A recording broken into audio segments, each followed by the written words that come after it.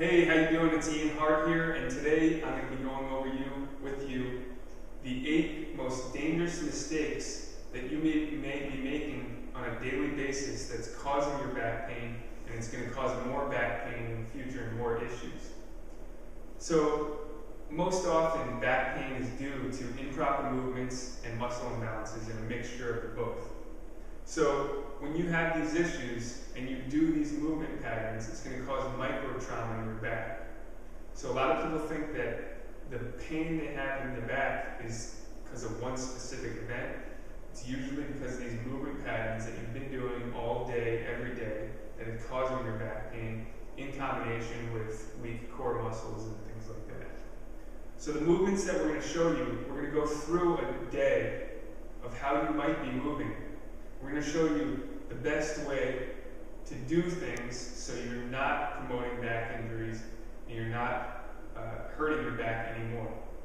So the movements that we show you that are wrong is what's going to cause issues like disc compression, sciatica, piriformis syndrome, herniated discs, if you do them over and over and over, because it's going to lead to muscular imbalances and it's going to lead to a lot of pressure on the spine.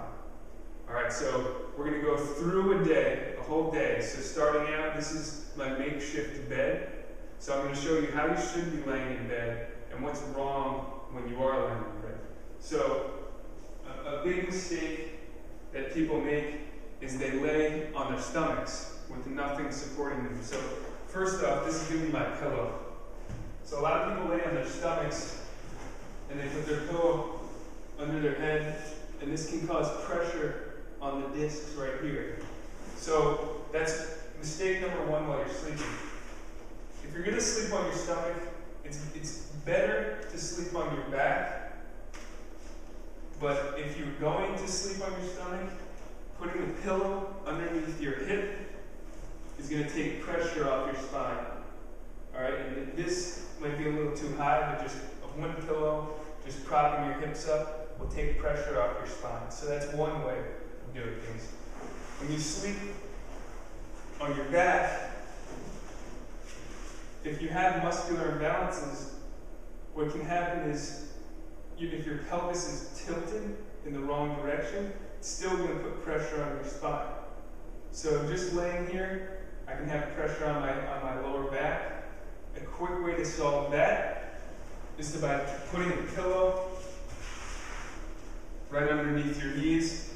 It's going to instantly take the pressure off your discs, and you're actually going to feel more comfortable, and you should be able to sleep better as well. So that's number 2 when you're sleeping. If you like to sleep on your side, just sleeping on your side, again, can put pressure on the spine if you have a tilted pelvis. And a quick way to solve that issue is by putting a pillow in between your knees, and that's going to take the pressure off the spine, and it's going to help your hips out, and you're going to feel less pressure. And remember, we sleep 8 hours a day. Generally, most people sleep about 8 hours a day. So that's almost 1/3 of your life is in bed, and that can cause an issue in your spine. So that's something that you should be doing right away to eliminate those things. Alright, so that's when you get out of bed now, or that's when you're sleeping in bed. Now I'm going to show you how to get out of bed without creating back pain. So if you're laying down, a lot of people just get up like this, or they swing themselves up out of bed. That right there can put a lot of stress on your back.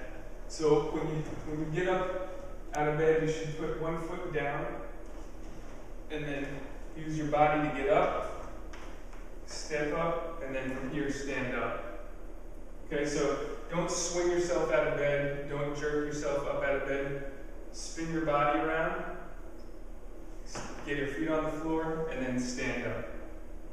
Alright, so that's movement number 1. It actually incorporated a bunch of different movements, but sleeping in your bed can be a dangerous area for you to create lots of back pain, and you can take pressure off your back right now just by doing those simple techniques. Alright, so you just got out of bed, you're feeling a little bit tight, you might feel a sore back, and the first thing that you want to do is what? stretch. A lot of people want to loosen up their body and stretch, and a little bit of just stretching is fine, but full-on stretch to any part of your body is actually not going to work. It's actually going to cause the opposite effect. It might give you instant relief at that point in time, but in the long term, it could cause more issues than what you would like. So if you're going to stretch your back, first off, you need to have your muscles warm. You need to already be loose. So stretching while you're cold with a tight back can cause more pain and more injury later on. So remember that. It might feel relief now, but it's going to cause more pain later because you have already muscular imbalances, and then you're trying to stretch on a cold muscle, which is just going to create more issues. So remember, when you wake up, doing a simple stretch just to kind of elongate the body for a couple seconds is fine, but doing long static stretching, meaning holding a stretch for a long time, so say you feel your tight back, so you hunch over, kind of stretch your lower back, that's not good. You don't want to do that. Stretching your hamstrings for a long time is not good. So move on from that. You're better off taking maybe a hot shower for 10 minutes or exercising, warming up for 10 minutes, and then stretching. So that'll be beneficial, but not as soon as you get out of bed, cold and tight. So that's number 2. Stretching right when you get out of bed is a no-no. Make sure you're warmed up and you have blood flowing to the muscles in the injury area before you do that. So number 3 is going to be standing. So when you get out of bed, you might go and brush your teeth. And a lot of people get in a position to lean down over so they can look in the mirror to brush their teeth. If not, then you should just be able to stand up straight, keep your back straight. Even if your back's hurting, staying in this position, even though it might be harder to stand up, if you're in this position, you're creating a pattern for worse posture and more pain later on. So try to stand straight.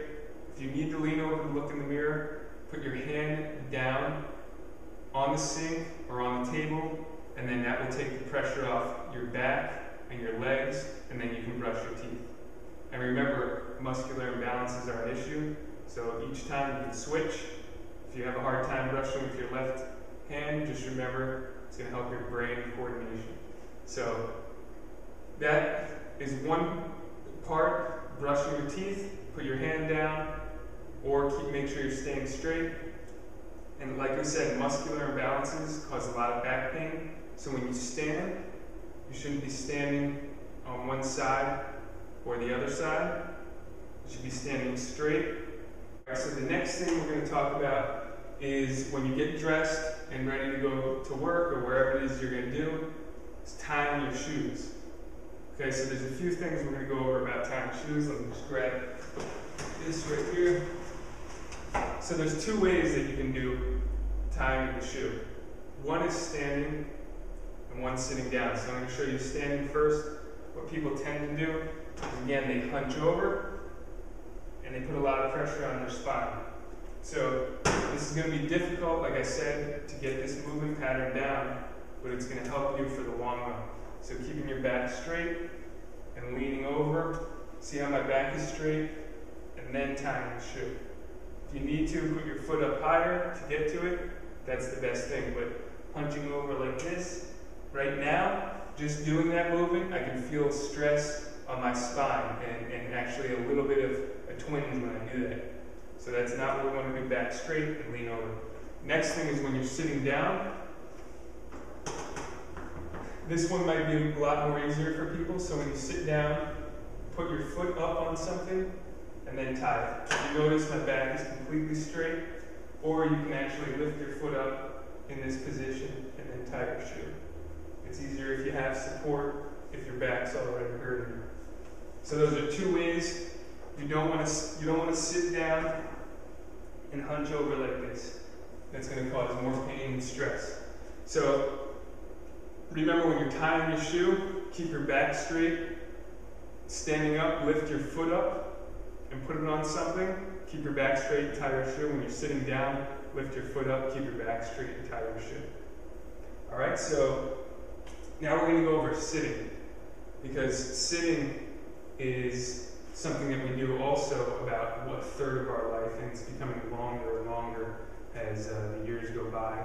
People are sitting more. We're sitting in our cars, on our couches, and at our desks more than any other years previous to this, and it continues to increase. So when you're sitting down, I'm just going to use this as an example. You want to make sure that your back stays straight and it's flush against the back of the chair. So making sure your back is flush with the back of the chair. It is important, if you do have back pain, that you get an ergonomic chair so that you know what fits you comfortably anyways, and it's going to be different for different body types and sizes. So that you can research on your own as well, and we'll have some information for you on that on our blog. So making sure your back stays straight, not leaning back like this in your chair. This is going to cause major stress on your back, and if you've been doing that for hours every day, then I can tell you that that's one of the culprits of your back pain, and it's going to cause more and more. If you're used to that position, you got to stop now, or else you're just going to create, it's going to be harder to get out of that pattern, and you're going to create more back pain. The other thing is crossing your legs.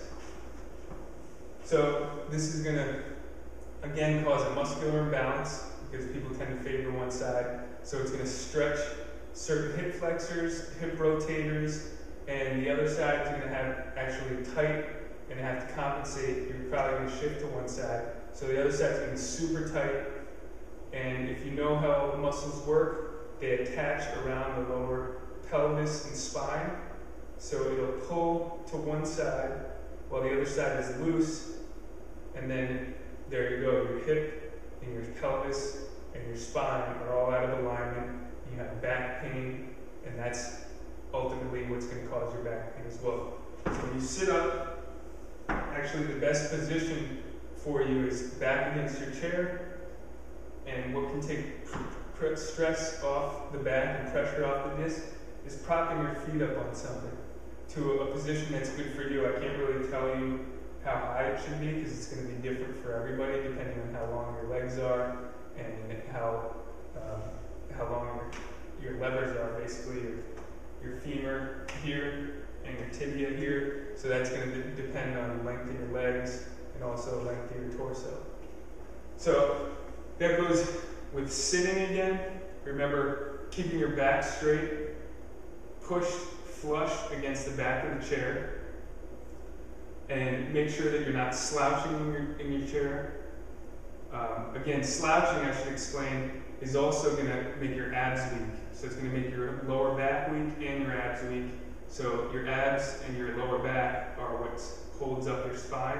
So with a weak back and muscular imbalances, you're heading in a direction for disaster with your back.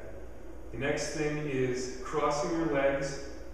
So do not cross your legs and create the muscular imbalances that are going to throw your pelvis and your spine out of whack and cause you pain. All right, so that's number 5, sitting. So those few things that we just showed you, the wrong ways to do them, and the right way is sit up straight and you can prop your feet up. All right. The next thing is picking something up off the ground. Now this one tends to be, let me push this out of the way. This one is probably the most difficult for everybody to do because, let's face it, we're lazy, or people get lazy, and they don't want to do what I'm about to show you. And people have reasoning and like to take shortcuts. If you watch a baby pick something up off the ground, they have perfect movement patterns, they keep their back straight, and they squat to pick it up.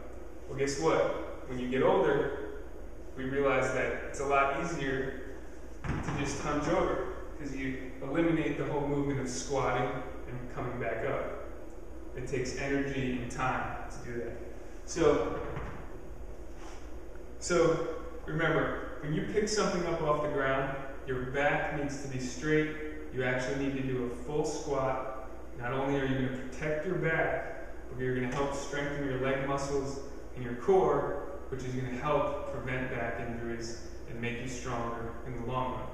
So when you squat, back stays straight, your abs stay tight, and then you pick the piece up.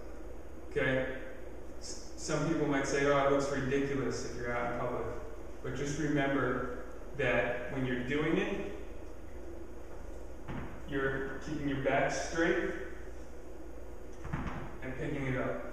So you're making sure that your back is straight, you're not putting pressure on the spine. If it looks ridiculous, that's fine. Remember, you're saving your back, and you're saving yourself thousands of dollars in the long run. Alright, so again, I'm going to show you the wrong way to do it, and everybody should know this by now. Like this.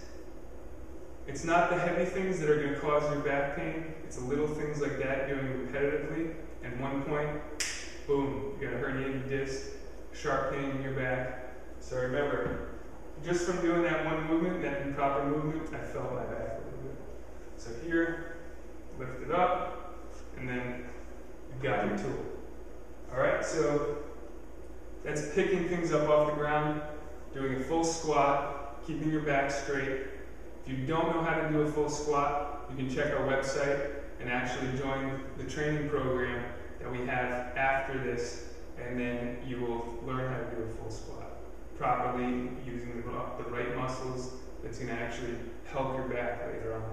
Alright, so the next thing is posture in general. Because people have been sitting in their chairs improperly, standing improperly, they have a lot of issues with their posture. And they've created those muscular imbalances which have caused what's called hyperkyphosis, which is this here when your back is rounded, or hyperlordosis, where there's this here that puts, those two put pressure on the back. And there's a bunch of different ones, but normally we see people like this nowadays because they're hunched over at the computers. So I'm going to show you what normal anatomical position is. And I have internally rotated shoulders because I have tight muscles from previously exercising certain muscles more than others.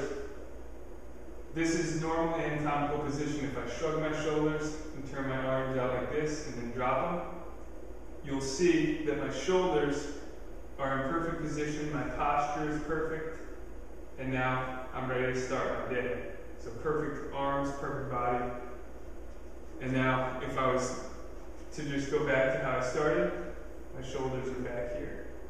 So when we walk around, we want to start, shrug the shoulders, turn the arms out, and drop the shoulders, and try to maintain this position for as long as you can.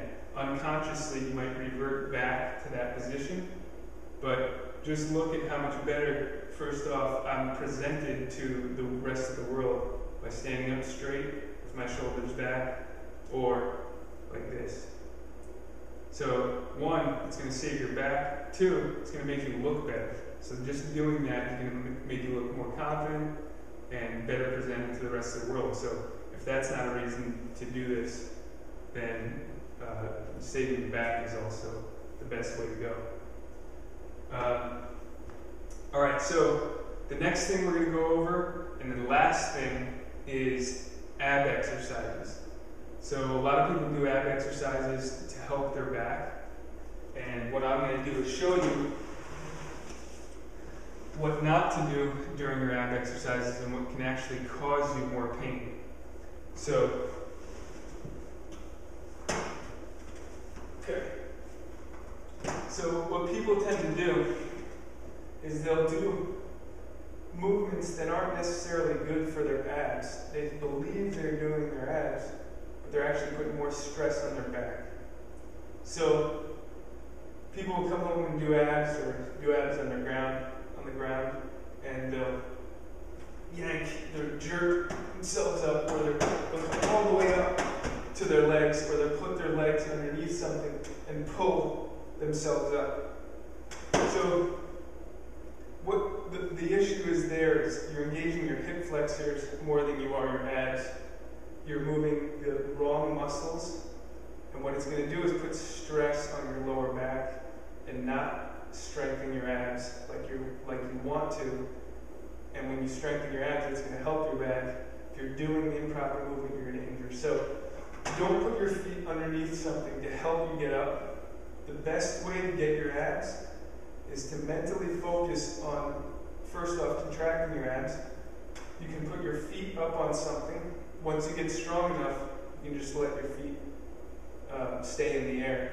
But for now, you should put your feet resting on something until your abs feel strong enough and you feel like you're able to do this. And then from here, slowly squeeze up and slowly back down. Squeeze your abs.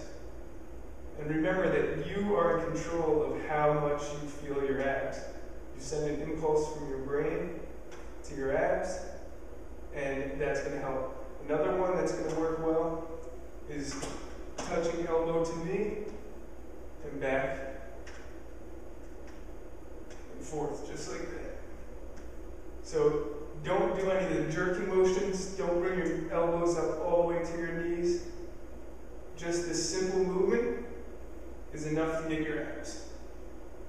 Alright, so that's number 8 on the 8 most dangerous mistakes that people make on a daily basis that's causing them more back pain, not only now, but in the future. Remember, our goal is to help you relieve your back pain as quick as possible in the safest way possible, but also prepare you for the future.